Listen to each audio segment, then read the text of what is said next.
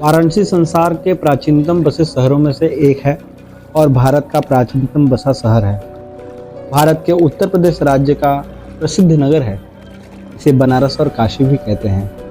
हिंदू धर्म में सर्वाधिक पवित्र नगरों में से एक माना जाता है और इसे अविमुक्त क्षेत्र कहा जाता है। इसके अलावा बौद्ध एवं जैन धर्म में भी इसे पवित्र माना जाता है। वाराणसी की संस्कृति गंगा नदी, श्री काशी विश्वनाथ मंदिर एवं इसके धार्मिक महत्व से टूट रिश्ता है। ये शहर सहस्त्र वर्षों से भारत का, विशेषकर उत्तम भारत का सांस्कृतिक एवं धार्मिक केंद्र रहा है। वाराणसी को प्रायः मंदिरों का शहर, भारत की धार्मिक राजधानी, भगवान शिव की नगरी, बाबा की नगरी, दीपों का शहर, ज्ञान नगरी आदि विशेषणों से संबोधित किया जाता है। कहते हैं कि काशी में शिव जी का एक बहुत ही विशालकाय मंदिर था। इसे मध्यकाल में तोड़कर यहाँ पर एक मस्जिद बना दिए जाने का दावा किया जाता है।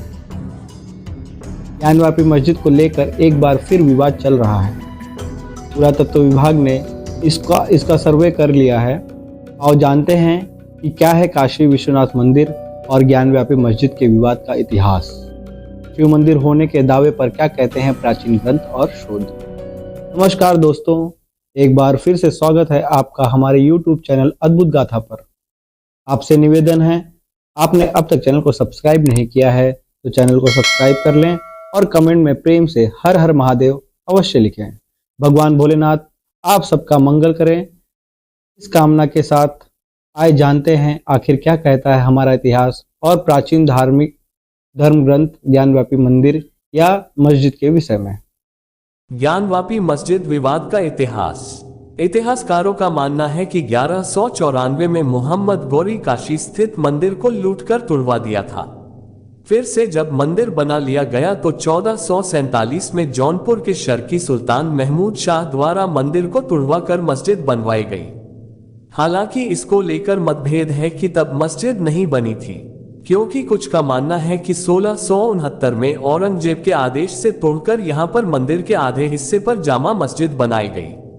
हालांकि मस्जिद को अलग से बनवाकर मंदिर की नींव और मलबे का ही इसमें उपयोग किया गया था। मंदिर टूटने और मस्जिद बनने के 125 साल तक कोई मंदिर नहीं बना था।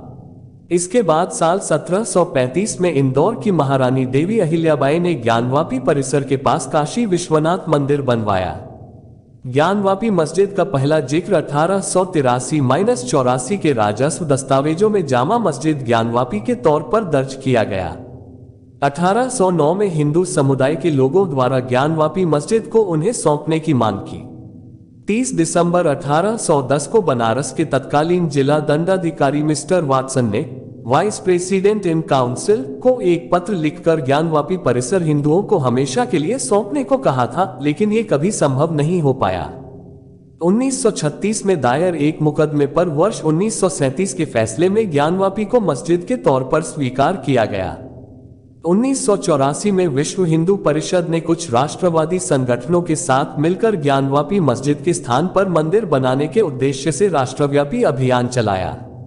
1991 में हिंदू पक्ष की ओर से हरिहर पांड्या, सोमनाथ व्यास और प्रोफेसर रामरंग शर्मा ने मस्जिद और संपूर्ण परिसर में सर्वेक्षण और उपासना के लिए अदालत में एक याचिका दायर की। मस्जिद सर्वेक्षण के लिए दायर की गई याचिका के बाद संसद ने उपासना स्थल कानून बनाया। तब आदेश दिया कि 15 अगस्त 1947 से पहले अस्तित्व में आए किसी भी धर्म के पूजा स्थल को किसी दूसरे में नहीं बदला जा सकता। फिर 1993 में विवाद के चलते इलाहाबाद हाई कोर्ट ने स्टे लगाकर यथास्थिति कायम रखने का आदेश दिया। 2018 में सुप्रीम कोर्ट ने आदेश की वैधता 6 माह के लिए बताई। 2019 में वाराणसी कोर्ट में फिर से इस मामले में सुनवाई शुरू हुई। 2021 में फास्ट ट्रैक कोर्ट ने ज्ञानवापी मस्जिद के पुरातात्विक सर्वेक्षण की मंजूरी दी। 2022 में कोर्ट के आदेश के अनुसार ज्ञानवापी मस्जिद के सर्वे का काम पूरा हुआ। किंतु शिव मंदिर होने के कई सबूत प्राचीन ग्रंथ में भी मौजूद है। जैसी हिंदू पुराणों अनुसार काशी में विशालकाय मंदिर में आदिलिंग के रूप में अविमुक्तेश्वर शिवलिंग स्थापित है। इसका उल्लेख महाभारत और उपनिषद में भी किया गया है। ईसा पूर्व 11वीं सदी में राजा हरिश्चंद्र ने जिस विश्वनाथ मंदिर का जीर्णोद्धार करवाया था उसका सम्राट विक्रमादित्य ने अपने कार्यकाल में पुनः जीर्णोद्धार करवाया था। शिव पुराण और लिंग पुराण में 12 ज्योतिर्लिंगों के बारे में उल्लेख मिलता है, जिसमें काशी का ज्योतिर्लिंग प्रमुख माना गया है। भगवान शिव के त्रिशूल की नोक पर बसी है शिव की नगरी काशी। भगवान शंकर को ये गद्दी अत्यंत प्रिय है, इसीलिए उन्होंने इसे अपनी राजधानी एवं अपना नाम काशीनाथ रखा है। विष्णु ने अपने चिंतन से यहाँ एक पुष्करणी का निर्माण किया और लगभग 50,000 वर्षों तक वे यहाँ घोर तपस्या करते रहे। पतित पावनी भागीरथी गंगा के तट पर धनुषाकारी बसी हुई है, जो पापनाशिनी है। कथित मस्जिद और नए विश्वनाथ मंदिर के बीच 10 फीट गहरा कुआं है, जिसे ज्ञानवापी कहा जाता है। इसी कुएं के नाम पर मस्जिद का नाम पड़ा। स्कंद पुराण में कहा गया है कि भगवान शिव ने स्वयं लिंगाभिषेक के लिए अपने त्रिशूल से ये कुआं बनाया था।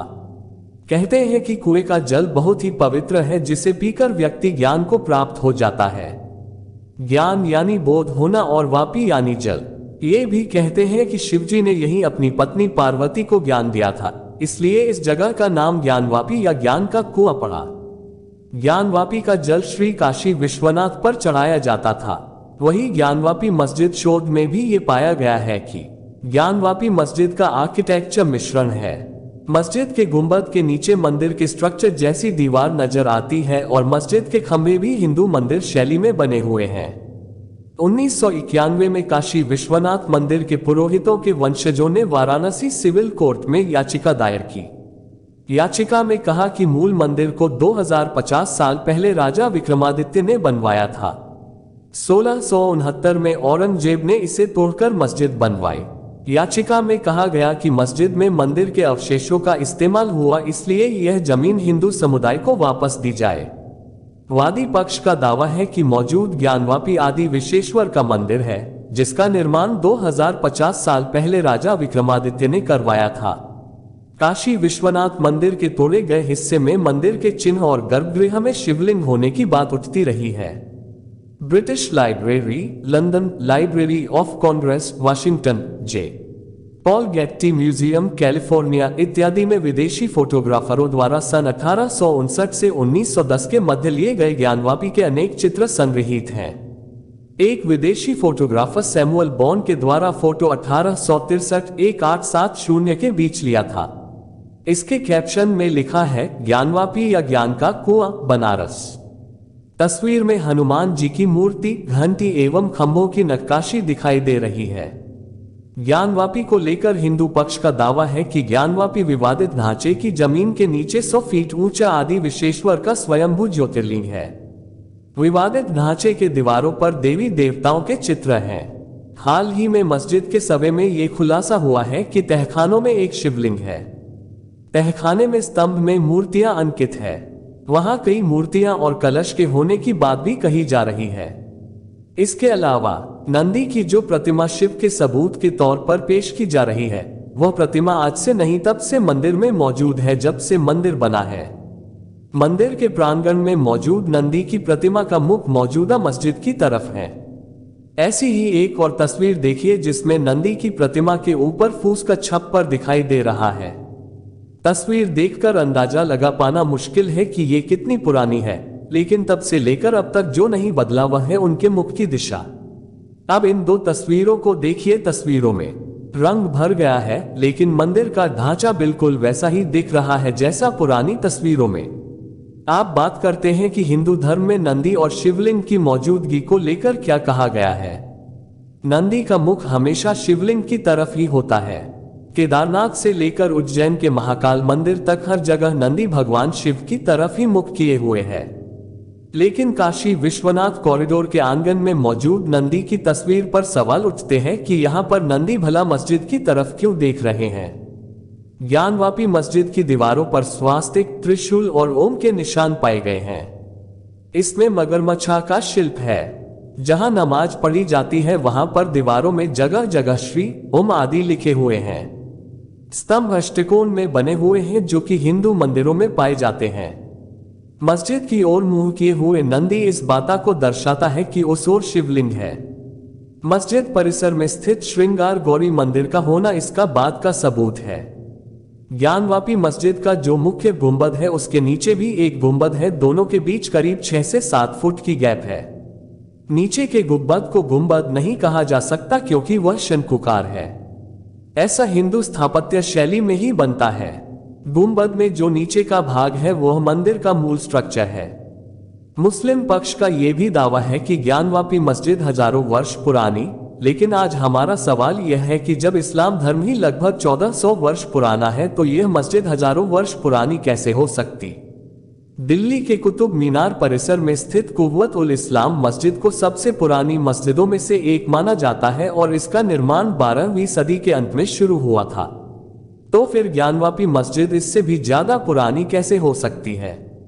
सच्चाई तो यह है कि काशी में जिस जगह ज्ञानवापी मस्जिद मौजूद है वहां प्राचीन मंदिर होने के कई साक्ष्य और सबूत मिले हैं, लेकिन इस बात का कोई सबूत नहीं है कि औरंगजेब ने जब काशी में प्राचीन मंदिर को ध्वस्त कराया उससे पहले वहां ये मस्जिद मौजूद थी।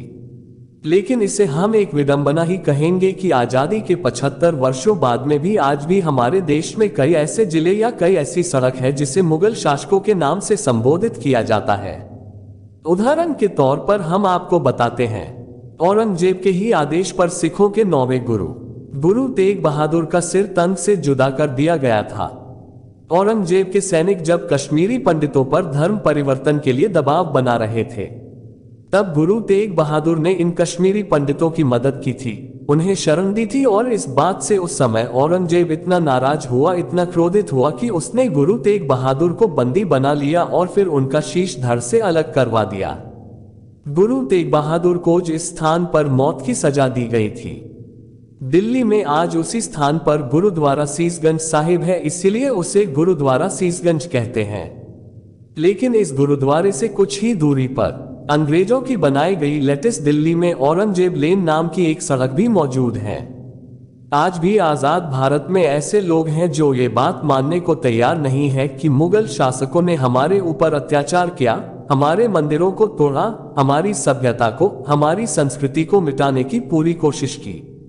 कितना बड़ा दुर्भाग्य है कि हम आजाद तो हो गए लेकिन फिर भी मुगलों का एक फैन क्लब हमारे देश में आज भी है। दूसरा दुर्भाग्य देखिए, मुगलों के बाद अंग्रेज आए, अंग्रेजों ने भी लगभग 200 वर्षों तक हमारे देश को लूटा, हम पर लगातार अत्याचार किए और आज भी आजादी के नाम पर देश में ऐसा वर्ग है जो इन अत्याचारों का और अत्याचारियों का समर्थन करता है। तो दोस्तों, उम्मीद करते हैं आपको ये जानकारी अच्छी लगी होगी। अगर अच्छी लगी है तो वीडियो को लाइक करें और आपका क्या राय है ज्ञानवापी विवाद पर हमें कमेंट में जरूर बताएं और एक बार प्रेम से हर हर महादेव अवश्य लिखें। फिर मिलते हैं अगले वीडियो में। नमस्कार।